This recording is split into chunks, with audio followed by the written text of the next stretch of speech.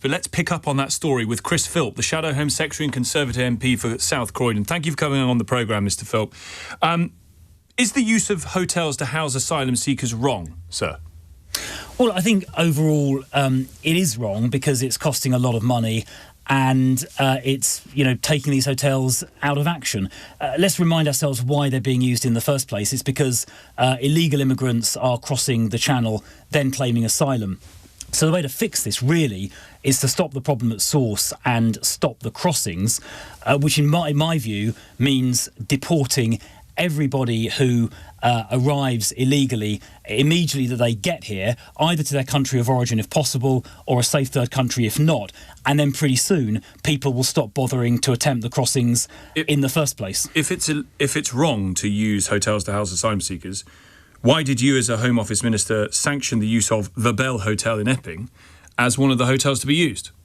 Yeah, you're going back 5 or so years now, and it was used as an emergency measure, but we then, in government, the Conservatives, rightly decided to stop using that hotel for the reasons I've just mentioned. You approved the use of the Park Inn Hotel in Glasgow. 400 asylum seekers moved into that hotel. Was that the wrong thing? Well, to be clear, I didn't personally approve those. You defended that decision. But hotels were used previously. So was that wrong? The last government decided that it was wrong to use hotels, and that is why it instituted a policy of reducing them. Now, that started a couple of years, or 2 or 3 years ago.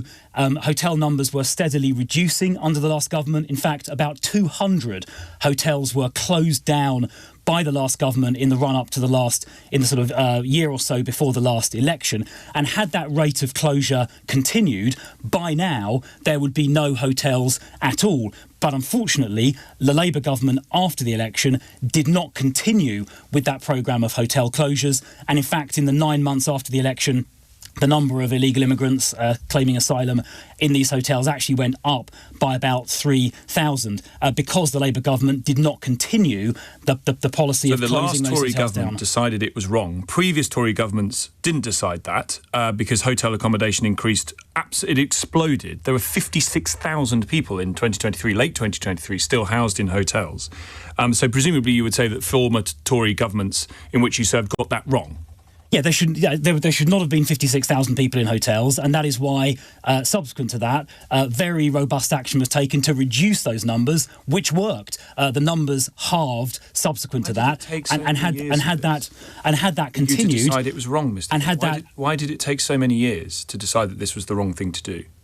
Well, you'd have to ask the people that were in charge at the time. That was after my time as Immigration Minister. But a decision was taken to reduce the numbers. That worked, and the numbers were halved. But unfortunately, since Labour came to office, that trend has not continued. And in fact, the numbers in hotels in the 9 months after they came to office actually went up. But let's remind ourselves why it's happening. It's happening because illegal immigrants are crossing the channel in record ever numbers. Since the election, the numbers have surged. This year so far has been the worst ever, the worst in history for illegal immigrants crossing the channel. This year so far, that's right. And indeed, the period since the election has also been the worst such period in history. And one of the reasons for that is that Labour cancelled the Rwanda deterrent before it even started with no replacement. Instead, they said, we're going to smash the gangs. Well, that's now descended into a sort of laughable farce.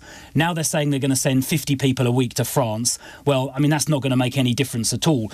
The way you stop the boats coming in the first place, which really will fix the problem at source, is to say anyone that arrives illegally across the channel will get immediately removed, either back to their country of origin, if possible, or to a safe third country, if not. And then if you're in France and you know if you cross the channel, you're going to wind up being immediately removed. I mean, common sense tells you people are going to not less bother likely to do that journey. Well, the deal that the Labour government is trying to institute with France, because France were implacably opposed to a returns agreement, particularly under the Conservative government. When you reduced hotel accommodation, which is true, when you reduced those numbers, halved it. Where did those people go? Well, some of those you have to sort of track the data, but some of those people would have been granted asylum. Some of those people would have been denied asylum and then removed from the country. But just so hardly any got removed from the country, Mr. Philp. Very, very few people got removed. You substituted hotels with houses of multiple occupancy. You just put them in flats. Well, as I say, if someone's asylum claim is denied, and we tightened up the rules actually to make it harder to get asylum, You stop processing claims. The Rwanda plan meant that there were no claims processed after a particular date. You stop bothering. So there was work being done to prepare for the Rwanda plan. That is exactly right. Now, and I think it was a catastrophic mistake by the Labour government to cancel that Rwanda plan just a few days before it was due to start. It's the height of hypocrisy. No, I don't think it is. It's the absolute height of hypocrisy to say, oh, well, they're not closing down the hotels. When you put people into hotels, the Conservative government over many years put thousands of people into hotels. You stopped processing claims, moved people out of hotels and stuck them in HMOs. No, I've already explained that people whose asylum claims were denied would have been removed from the country. And I'd say it again, I'll repeat the point. In the last 9 months of the last Conservative government, the numbers in asylum hotels halved. They went down by 200 hotels. And had the Labour government continued that after the election, there wouldn't be any hotels at all now. But look, I'm going to repeat the fundamental point, which is that we need to stop these illegal crossings completely. The Rwanda deterrent would have done that. Something very similar worked in Australia about 12 years ago. Mm-hmm. Actually, the Americans in the last 6 months have done something quite similar on their southern border. It was a huge mistake of Labour to cancel that deterrent before it started, just before it started, without any replacement. That is why numbers this year are the worst, so far this year, are the worst in history. When Kemi Badenoch, and that is why we've got a border crisis under Labour. When Kemi Badenoch, your leader, tells her councillors, Conservative councillors, to take legal action against the government for those hotels in order to, quote, protect your community, who from?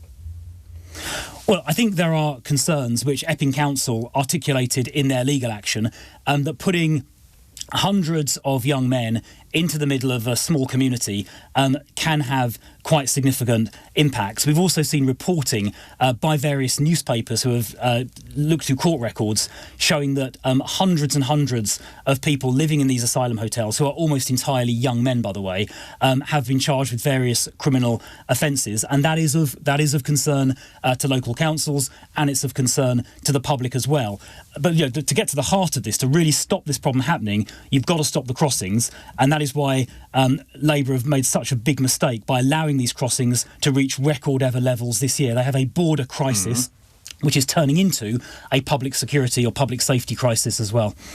The protect your community line, though, might appear to some as to cast aspersions on absolutely everybody who crosses and claims asylum, that they are all somehow a threat.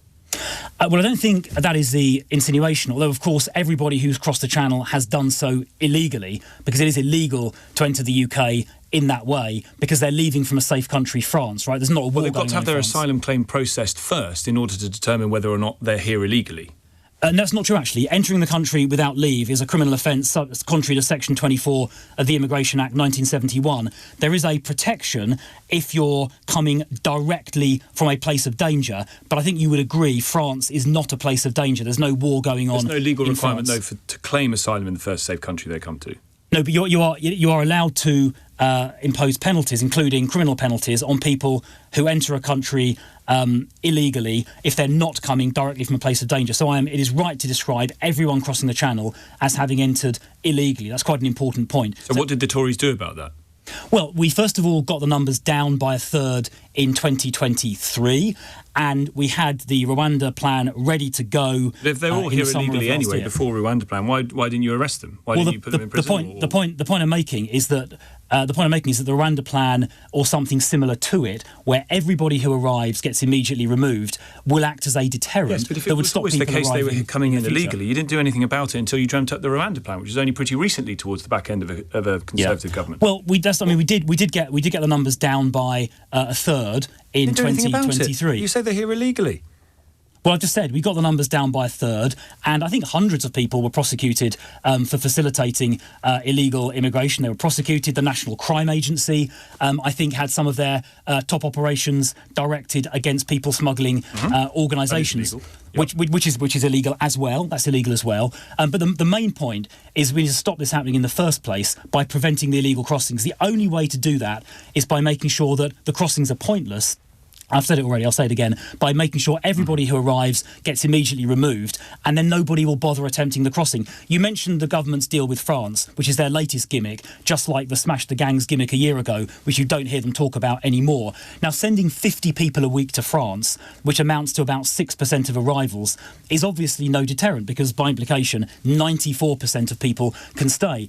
And the difference with, the Rwanda scheme, by contrast, or something like it, would have seen 100%, or very close to 100%, of people being removed. We tabled a plan again like that in Parliament a few weeks ago, but Labour voted against it. And their weakness on this is why they've lost control of the borders and why this year so far has been the worst year in history for illegal crossings. Labour is presiding over a borders crisis.